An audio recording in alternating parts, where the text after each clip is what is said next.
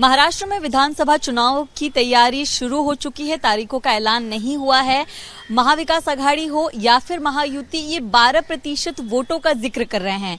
इन वोटों पर क्या कुछ बात हो रही है और क्यों 24 सीटों की एक अलग मांग हो रही है, इस पर ज्यादा बातचीत के लिए कांग्रेस के वरिष्ठ नेता हुसैन दलवाई जी हमारे साथ हैं।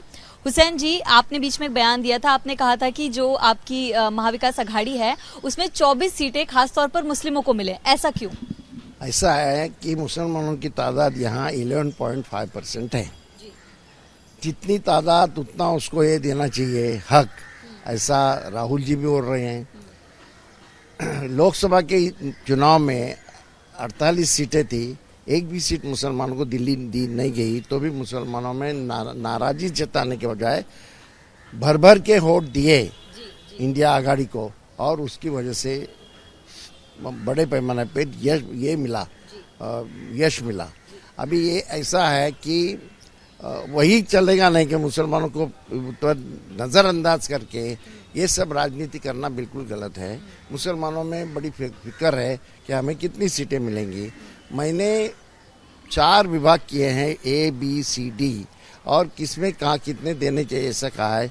टोटल 57 सीटें ऐसी हैं कि जहाँ से मुसलमानों को लड़ाना हो सकता है, लड़ सकते हैं, लेकिन उतने भी मांगता नहीं, मैं खाली 24 सीटें मांग रहा हूँ। और वैसे उनकी तादाद है तो 11.5%, इसका मतलब 32 सीटें मिलनी चाहिए, उतने भी मैं नहीं मांग रहा हूँ।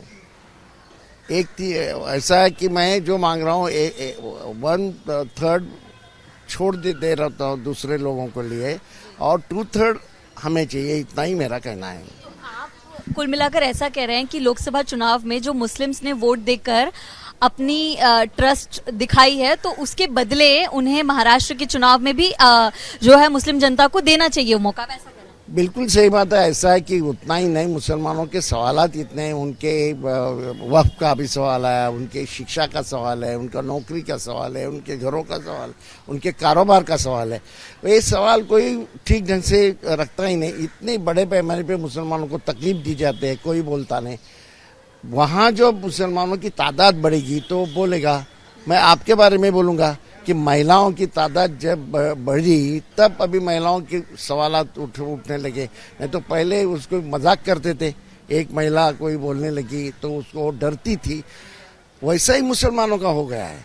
तो उसका डर अगर निकाल के वहाँ जाके मुसलमानों को सही माने क्या सवाल है। मैं ये कम्युनल मुसलमानों के बारे में नहीं बोलता, ना अमीर मुसलमानों के बारे में बोलता, मैं गरीब मुसलमानों के बारे में बोलता हूँ। उनकी शिक्षा का प्रमाण ऐसा है कि ड्रॉप बच्चे होते हैं, मुसलमान बच्चे 50% ड्रॉप हो जाते हैं, एसएससी तक नहीं पहुँचते।